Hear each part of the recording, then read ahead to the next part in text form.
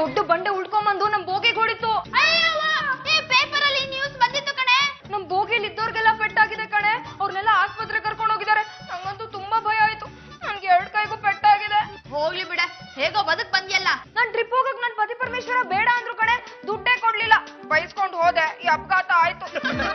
ಏನಮ್ಮ, ನನ್ನಿಂದ ಏನ್ ಅಪರಾಧ ಆಗಿರೋದು? ನೀವ್ ನನ್ ಸಂತೋಷವಾಗಿ ಕಳ್ಸ್ಕೊಡ್ಲಿಲ್ವಲ್ಲ. ಸಂತೋಷದಿಂದ ಬರ್ಬೇಕಮ್ಮ. ನೀನ್ ಕೇಳ್ದ ದುಡ್ಡು ಕೊಡಕ್ಕೆ ನಾನು ದುಡ್ಡಿದೆ ತಾನೆ. ಅದಕ್ಕೆ ಹೀಗಾಗಿದ್ದು.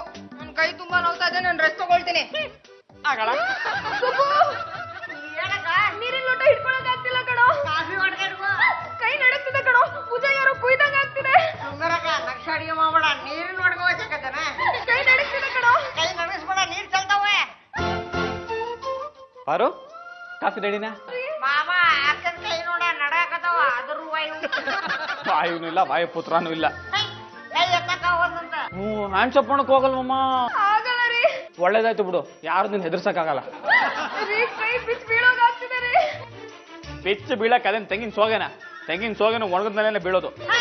ಮಾಮ ಅಕ್ಕನ ನೋವು ಮುಗದ ಕಾಣತೈತಿ. ಸಾಕು, ಸುಮ್ನೆ ಇರಮ್ಮ. ನಿನ್ ಸ್ಥಿತಿ ನನ್ ನೋಡಕ್ ಆಗ್ತಿಲ್ಲ ಕಣೆ. ಸುಬ್ಬ, ನಿಮ್ ಅಕ್ಕನ ಯಾವ್ದಾದ್ರು ಡಾಕ್ಟರ್ ಹತ್ರ ತೋರ್ಸ್ಬೇಕಲ್ವೇನೋ? ಡಾಕ್ಟರ್ ಹತ್ರ ಕರ್ಕೊಂಡ್ರೆ ವಾಸಿ ಆಗಲ್ಲ ಕಣೆ. ಇವ್ಳು ನಮ್ಮ ಮಂತ್ರವಾದಿ ಹತ್ರ ಕರ್ಕೊಂಡು ಹೋಗ್ಬೇಕು. ಪಿನ್ ಪಾಯಿಂಟ್ ವೈಶಾಲಿ ಅವರೇ, ಮಾತ್ಗೂ ಮಂತ್ರವಾದಿ ಅಂತಿರಲ್ರಿ. ನೀವೇ ದೊಡ್ಡ ಮಂತ್ರವಾದಿ ಆಗ್ಬೇಕಿತ್ತು. ನಾನ್ ಹಿಂಗ್ ಮಂತ್ರ ಬಂದ್ರೆ ನಾನೇ ಯಾಕೆ ಇಷ್ಟೊತ್ತರೆಗೂ ಸುಮ್ಮನಿರ್ತಿದ್ದೆ? 4 ಮಂತ್ರ ಕಲ್ತ್ಕೊಂಡ್ ಬಂದು ಇವಳಿಗೆ ಮಂತ್ರ ಹಾಕಿ. ಇವಳಿಗೇನು ವಾಸಿ ಆಯ್ತಾ? ನೀವೇ ರೋಡಲ್ಲಿ ಕೂತ್ಕೊಂಡು ರಾಮ್ ರೀಮ್ ಅಂತ ಮಂತ್ರ ಹಾಕ್ತಾ ಇರಿ, ದುಡ್ಡು ಮಾಡ್ಬೋದು. ನಾನೇನಾದ್ರು ಮಂತ್ರ ಕಲ್ತ್ರೆ ಮೊದ್ಲು ನಿಮ್ ಕೈನ ಮಾಯ ಮಾಡ್ಬಿಡ್ತೀನಿ. ಮಾಮ ಯಾಕೆ ಕೈ ಕಳ್ಕೊಂಡು ಭಕ್ತ ಕುಂಬಾರಕ್ಕೆ? ಯಾವಾಗ್ಲಿಂದ ಹೀಗೆ? ಟೂರ್ಗ್ ಹೋಗಿದ್ವಿ. ಟ್ರೈನಲ್ಲಿ ಬರ್ಬೇಕಾದ್ರೆ ಬಂಡಿ ಉಳ್ಕೊಂಬಂದು ನಂಬೋಗಿಗೆ ಹೊಡೆದ್ಬಿಡ್ತು. ಬಂಡೆ ಡಿಕ್ಕಿ ಹೊಡೆದ್ರೆ ಇನ್ನೂ ಬಚ್ಚಿದೆಯಲ್ಲಮ್ಮ. ಈ ಬಂಡೆ ಮುಂದೆ ಆ ಬಂಡೆ ಎಲ್ಲಿ ಡಾಕ್ಟರ್? ಎಲ್ಲಮ್ಮ, ಈ ಕೈ ಎತ್ತು. ಆಗ್ತಿಲ್ಲ. ಆ ಕೈ ಎತ್ತು. ಆಗ್ತಿಲ್ಲ. ಹೋಗಿ ತಾರಮಯ್ಯ ಆಡ್ಸಮ್ಮ. ಯಾವ ಸುಮ್ಮನಿರಯ್ಯ, ಅವ್ರು ಮಾಡ್ಲಿ. ಹೋಗ್ಲಿ, ಬಾಬಾ ಅಂತ ಕರಿಯಮ್ಮ. ಬಾಬಾ.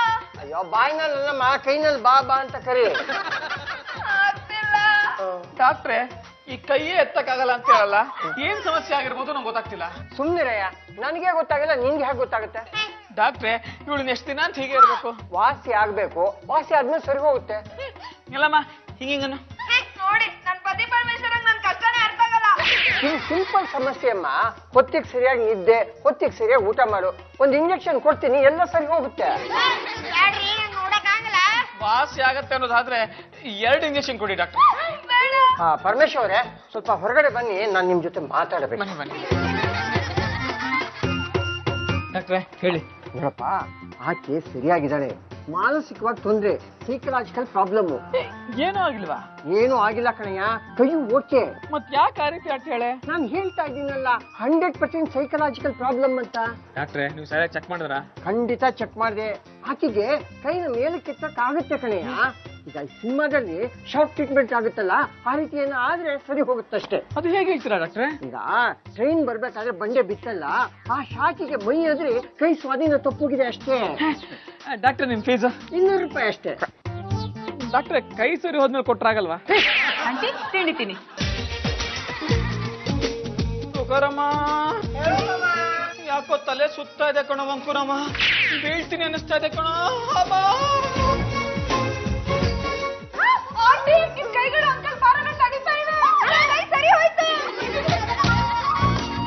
ನಿನ್ನ ಕೈ ಸರಿ ಹೋಗಿದ್ದಕ್ಕೆ ನನ್ನನ್ನು ಕುಗ್ತಿಯಲ್ಲಮ್ಮ.